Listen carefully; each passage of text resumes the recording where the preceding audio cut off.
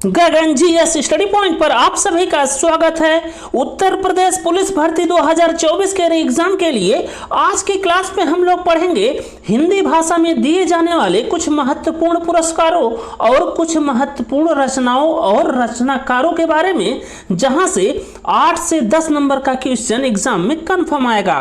तो आप सभी दोस्त इस क्लास को ध्यान से और पूरा देखिएगा और गगन जीएस स्टडी पॉइंट चैनल को लाइक शेयर सब्सक्राइब जरूर करिएगा दोस्तों।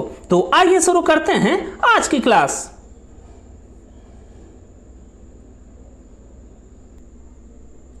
सबसे पहले आप लोग देखिए साहित्य अकादमी पुरस्कार।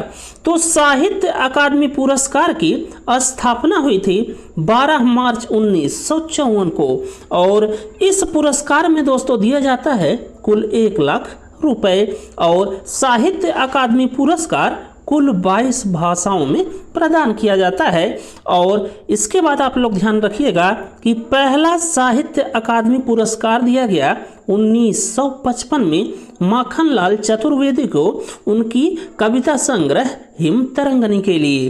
तो इतनी बात दोस्तों आप लोग सबसे पहले यहाँ से ध्यान में रखिएगा कि साहित्य अकादमी पुरस्कार की स्थापना हुई थी 12 मार्च 1954 को और इसमें पुरस्कार के रूप में दिया जाता है कुल 1 लाख रुपए और यह पुरस्कार कुल 22 भाषाओं में प्रदान किया जाता है। और पहला साहित्य अकादमी पुरस्कार दिया गया 1955 में माखनलाल चतुर्वेदी को हिम तरंगनी, जो कि उनकी एक कविता संग्रह थी। फिर इसके बाद आप लोग ध्यान में रखिएगा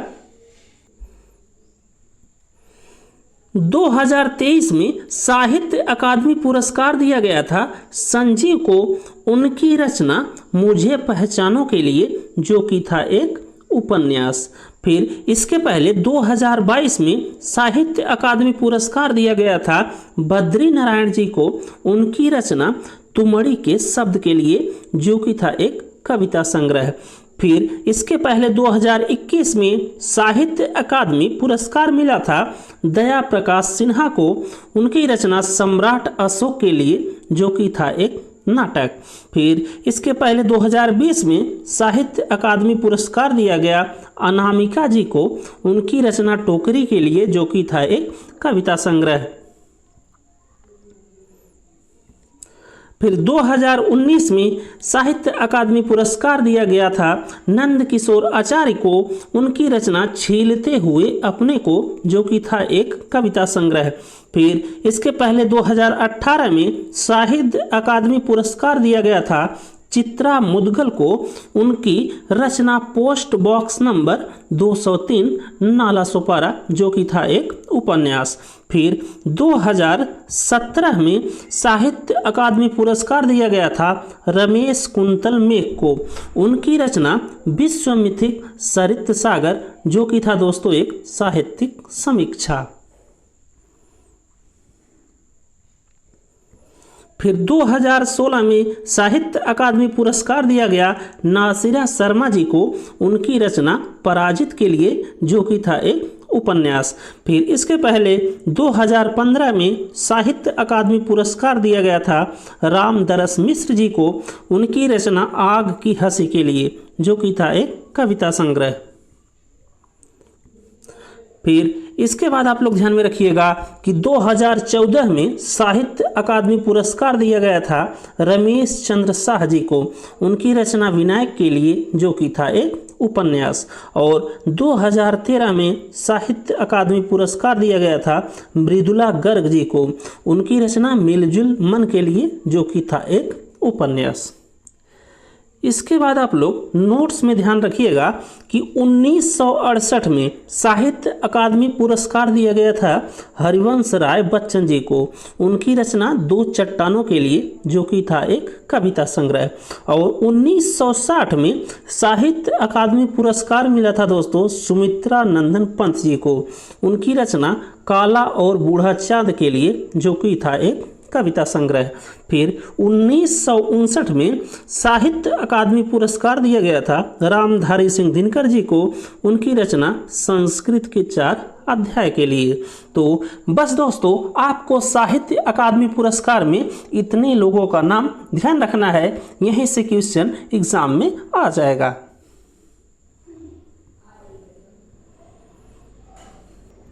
इसके बाद आप लोग देखिए ज्ञानपीठ पुरस्कार। तो ज्ञानपीठ पुरस्कार के बारे में सबसे पहले आप लोग ध्यान में रखिएगा कि 22 मई 1961 को साहू शांति प्रसाद जैन के 50वें जन्मदिन के अवसर पर उनके परिवार के द्वारा इसकी स्थापना की गई और वर्तमान समय में ज्ञानपीठ पुरस्कार में दिया जाता है दोस्तों कुल मिलाकर 11 लाख रुपए। और पहला ज्ञानपीठ पुरस्कार मिला था गोविंद शंकर कुरूप जी को, जो कि थे एक मलयालम लेखक। फिर इसके बाद आप लोग ध्यान में रखिएगा कि हिंदी भाषा में अब तक कुल ज्ञानपीठ पुरस्कार मिला है दोस्तों कुल मिलाकर 11 लोगों को। तो इन 11 लोगों का नाम आपको एकदम ध्यान में रखना है। तो सबसे पहले दोस्तों हिंदी भाषा में ज्ञानपीठ पुरस्कार दिया गया 1968 में सुमित्रा नंदन पंत जी को, उनकी रचना चिदम्बरा के लिए। फिर दूसरी बार 1972 में रामधारी सिंह दिनकर को दिया गया ज्ञानपीठ पुरस्कार हिंदी भाषा में, उनकी रचना उर्वशी के लिए। फिर तीसरी बार 1978 में सच्चिदानंद हीरानंद वात्स्यायन जी को दिया गया हिंदी भाषा में ज्ञानपीठ पुरस्कार, उनकी रचना कितनी नावों में कितनी बार के लिए। फिर चौथी बार 1982 में ज्ञानपीठ पुरस्कार दिया गया महादेवी वर्मा जी को, उनकी रचना यामा के लिए। फिर पांचवी बार 1992 में हिंदी भाषा का ज्ञानपीठ पुरस्कार दिया गया दोस्तों नरेश मेहता को। फिर इसके बाद आप लोग ध्यान में रखिएगा सातवीं बार 1999 में ज्ञानपीठ पुरस्कार दिया गया निर्मल वर्मा को। और सातवीं बार 2005 में ज्ञानपीठ पुरस्कार मिला कुंवर नारायण को। और आठवीं बार ज्ञानपीठ पुरस्कार मिला 2009 में अमरकांत को। और नौवीं बार 2009 में ज्ञानपीठ पुरस्कार दिया गया श्रीलाल शुक्ला जी को। और 10वीं बार 2013 में ज्ञानपीठ पुरस्कार दिया गया केदारनाथ सिंह को। और 11वीं बार 2017 में ज्ञानपीठ पुरस्कार दिया गया कृष्णा सोपाती को।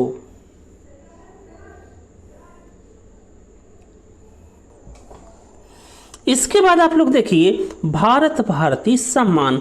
तो उत्तर प्रदेश हिंदी संस्थान लखनऊ के माध्यम से साहित्य के क्षेत्र में उत्कृष्ट योगदान के लिए दिया जाता है दोस्तों भारत भारती सम्मान। इसकी स्थापना हुई थी 1982 में और ये पुरस्कार दिया जाता है साहित्य के क्षेत्र में। और पहला भारत भारती सम्मान दिया गया था महादेवी वर्मा जी को 1982 में। और अंतिम दोस्तों अब तक भारत भारती सम्मान मिला है पांडे शशि भूषण सितांशु जी को, जो कि मिला था इनको 2020 में। बाकी इसके बाद आप लोग ध्यान में रखिएगा कि किस किस को हिंदी भाषा में भारत भारती सम्मान मिला है। तो आप लोग इसमें ध्यान में रखिएगा सच्चिदानंद हीरानंद वात्स्यायन, जिनको आज्ञेय भी कहा जाता है, इनको दिया गया है भारत भारती सम्मान। और फिर नागार्जुन जी को मिला है, धर्मवीर भारती को मिला है, नरेश मेहता को मिला है, कमलेश्वर जी को मिला है, रामदरस मिश्र जी को मिला है, केदारनाथ सिंह जी को मिला है, दूधनाथ सिंह जी को मिला है और काशीनाथ सिंह जी को भारत भारती सम्मान मिला है। फिर इसके बाद इसी में आपको ध्यान में रखना है कि आगरा के सुशील सरित को 2021 में यूपी साहित्य भूषण पुरस्कार दिया गया, जो कि इनको मिला दोस्तों तीसरी बार।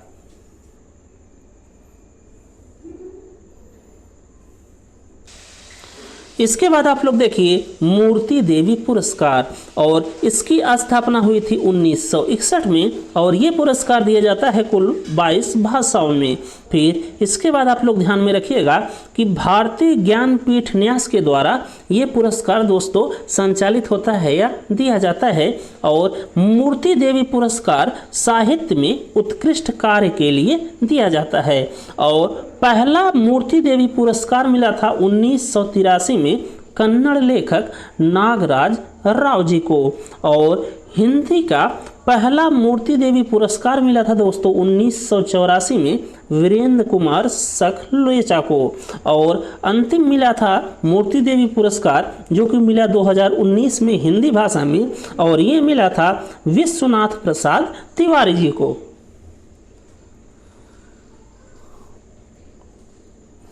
इसके बाद आप लोग ध्यान में रखिएगा बिहारी पुरस्कार। और बिहारी पुरस्कार की स्थापना हुई थी 1991 में और बिहारी पुरस्कार दिया जाता है के बिरला फाउंडेशन के द्वारा। और ये पुरस्कार दोस्तों कवि बिहारी लाल के नाम पर दिया जाता है और यह पुरस्कार केवल राजस्थान के लेखकों को दिया जाता है। फिर इसके बाद आप लोग ध्यान में रखिएगा वाचस्पति पुरस्कार, जिसकी स्थापना होती है 1992 में और यह भी पुरस्कार के बिरला फाउंडेशन के द्वारा प्रदान किया जाता है और वाचस्पति पुरस्कार दिया जाता है संस्कृत भाषा में। इसके बाद आप लोग ध्यान में रखिएगा सरस्वती पुरस्कार और इसकी भी स्थापना होती है 1991 में और ये भी पुरस्कार दिया जाता है के बिरला फाउंडेशन के द्वारा और ये दोस्तों कुल मिलाकर 22 भाषाओं में प्रदान किया जाता है। इसके बाद आप लोग ध्यान में रखिएगा व्यास सम्मान पुरस्कार, जिसकी स्थापना हुई थी 1991 में और ये पुरस्कार दिया जाता है के बिरला फाउंडेशन के द्वारा और ये पुरस्कार हिंदी भाषा में कुल मिलाकर 10 वर्षों के साहित्य कृतियों के लिए दिया जाता है और पहला व्यास सम्मान मिला 1991 में रामविलास शर्मा जी को और अंतिम व्यास सम्मान जो कि मिला था 2023 में ये मिला था पुष्पा भारती को उनके उपन्यास यादें यादें के लिए।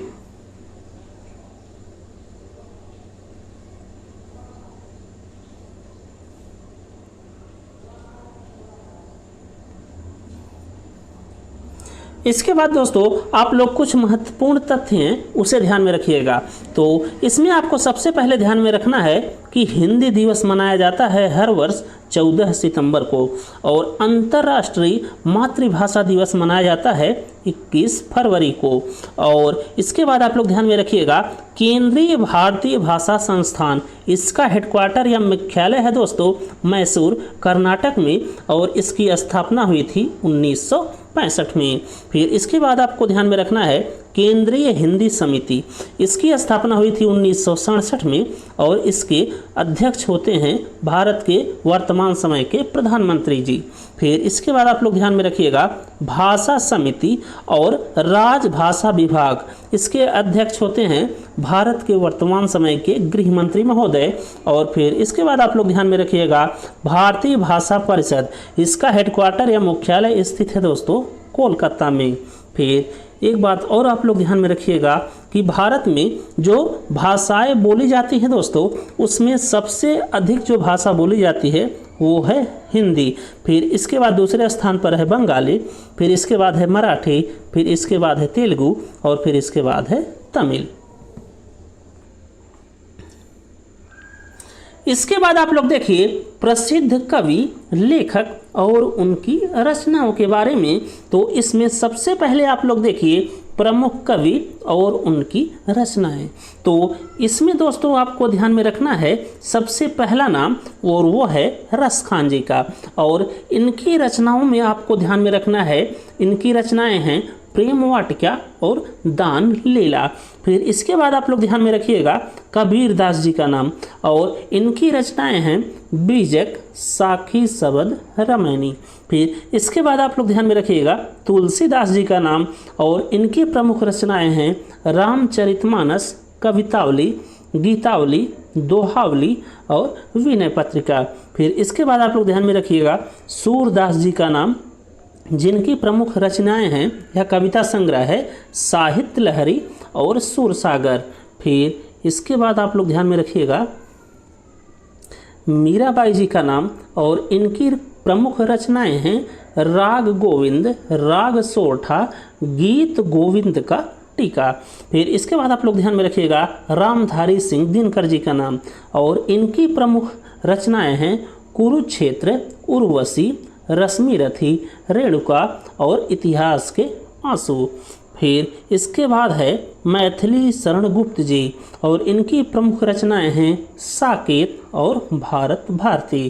फिर इसके बाद आप लोग ध्यान में रखिएगा महादेवी वर्मा जी के नाम और इनकी प्रमुख कविता संग्रह है नीरजा, रश्मि, संध्या, गीत, यमा और दीपशिखा।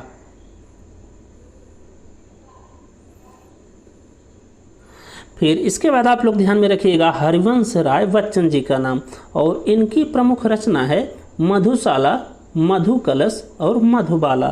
फिर इसके बाद हैं जयशंकर प्रसाद जी, और इनकी प्रमुख रचनाएं हैं कामायनी, प्रेम पथिक, अयोध्या का उद्धार, आंसू, झरना और लहर।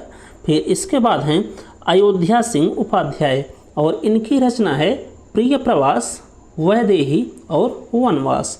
फिर इसके बाद हैं केदारनाथ अग्रवाल, और इनकी प्रमुख रचना है फूल नहीं रंग बोलते हैं। फिर इसके बाद आप लोग ध्यान में रखिएगा सच्चिदानंद हीरानंद वात्स्यायन जी को, जिनकी प्रमुख रचना है रूपांबरा और तार सप्तक। फिर इसके बाद अगला नाम आप लोग ध्यान में रखिएगा धर्मवीर भारती जी का, जिनकी प्रमुख रचनाएं हैं अंधा युग और 7 गीत वर्ष। फिर लास्ट में आपको ध्यान में रखना है मलिक मोहम्मद जायसी जी का नाम, जिनकी प्रमुख रचना है पद्मावत, आखिरी कलम और चित्रलेखा।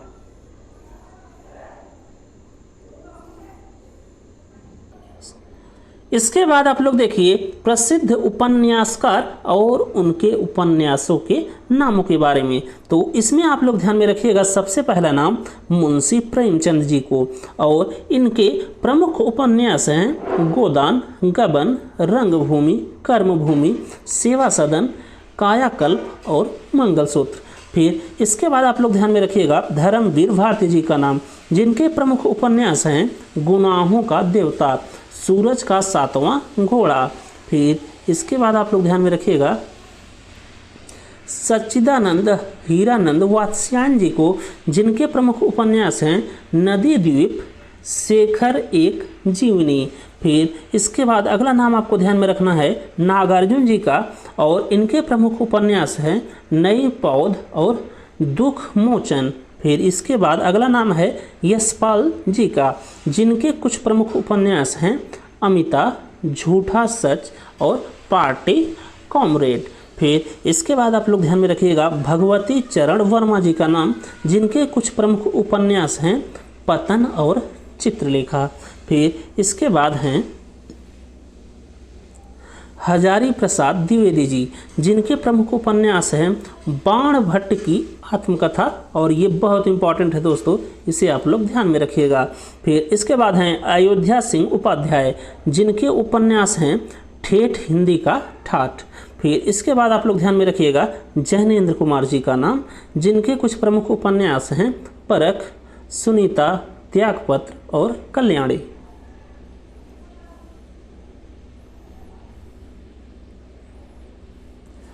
इसके बाद आप लोग ध्यान में रखिएगा कुछ प्रमुख कहानीकारों का नाम और उनकी कहानियों का नाम।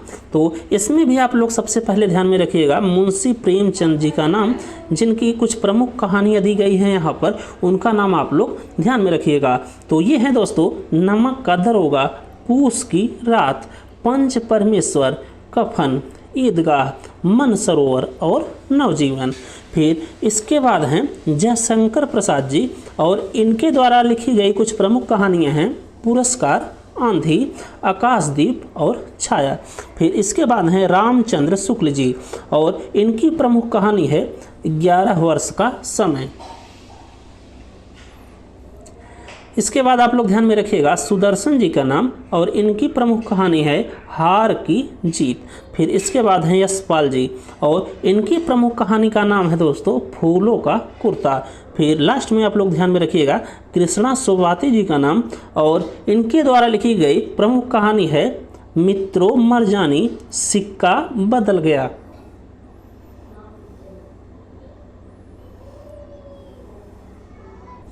इसके बाद आप लोग ध्यान में रखिएगा प्रसिद्ध नाटककार और उनके नाटकों का नाम।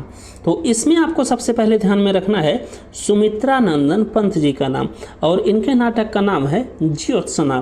फिर इसके बाद हैं अयोध्या सिंह उपाध्याय, और इनके नाटक का नाम है रुक्मणी परिणय।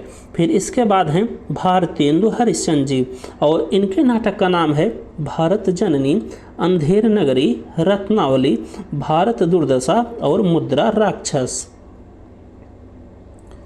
फिर इसके बाद लास्ट में आप लोग ध्यान में रखिएगा जयशंकर प्रसाद जी का नाम, और इनके द्वारा लिखा गया प्रमुख नाटक है चंद्रगुप्त, अजातशत्रु, स्कंदगुप्त और राजश्री।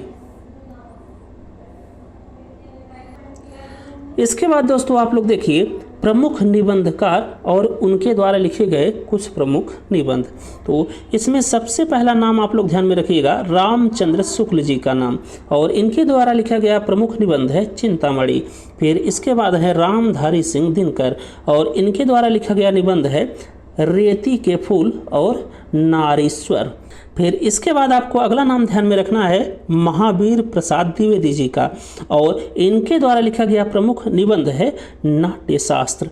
फिर इसके बाद हैं यशपाल जी, और इनके द्वारा लिखा गया निबंध है न्याय का संघर्ष। फिर इसके बाद आप लोग ध्यान में रखिएगा हजारी प्रसाद द्विवेदी जी का नाम, और इनके द्वारा लिखा गया प्रमुख निबंध है अशोक के फूल। फिर इसके बाद हैं राम वृक्ष वेणीपुरी, और इनके द्वारा लिखा गया प्रमुख निबंध है गेहूं और गुलाब। फिर इसके बाद हैं जयशंकर प्रसाद जी, और इनके द्वारा लिखा गया प्रमुख निबंध है काव्य कला और रहस्यवाद। फिर इसके बाद हैं भारतेंद्र हरिश्चंद्र जी, और इनके द्वारा लिखा गया प्रमुख निबंध है कश्मीर कुसुम। फिर इसके बाद है विद्यानिवास मिश्र जी, और इनके द्वारा लिखा गया प्रमुख निबंध है चितवन की छां। फिर इसके बाद आप लोग ध्यान में रखिएगा माखन लाल चतुर्वेदी जी का नाम, जिनके द्वारा लिखा गया प्रमुख निबंध है साहित्य के देवता। फिर लास्ट में आपको ध्यान में रखना है सच्चिदानंद हीरानंद वात्स्यायन जी को, जिनके द्वारा लिखा गया प्रमुख निबंध है त्रिशंकु।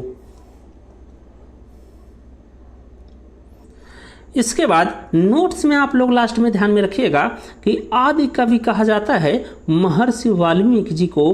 फिर इसके बाद आपको ध्यान में रखना है अयोध्या सिंह उपाध्याय जी को कहा जाता है सम्राट। फिर इसके बाद आप लोग ध्यान में रखिएगा नाट्य शास्त्र की रचना की थी भरत मुनि ने दोस्तों, और कादम्बरी और हर्षचरित्र की रचना की गई थी बाण भट्ट जी के द्वारा, और अभिज्ञान शाकुंतलम की रचना की गई थी कालिदास जी के द्वारा, और दयानंद सरस्वती जी ने रचना किया था दोस्तों सत्यार्थ प्रकाश का। और इसके बाद आपको ध्यान में रखना है रविंद्रनाथ टैगोर जी ने रचना की थी गीतांजलि, चित्रा और विसर्जन की, जिसमें आपको ध्यान में रखना है दोस्तों कि रविंद्रनाथ टैगोर जी को गीतांजलि के लिए मिला था दोस्तों नोबेल पुरस्कार। ये भी आप लोग यहाँ पर ध्यान में रखिएगा। फिर इसके बाद आप लोग ध्यान में रखिएगा बंकिम चंद्र चटर्जी जी ने लिखा है दोस्तों आनंद मठ वंदे मातरम, और माखन लाल चतुर्वेदी जी ने दोस्तों रचना की है वनवासी और हिम तरंगणी की। फिर लास्ट में आप लोग ध्यान में रखिएगा वृंदावन लाल वर्मा ने रचना की है मृगनयनी और झांसी की रानी की।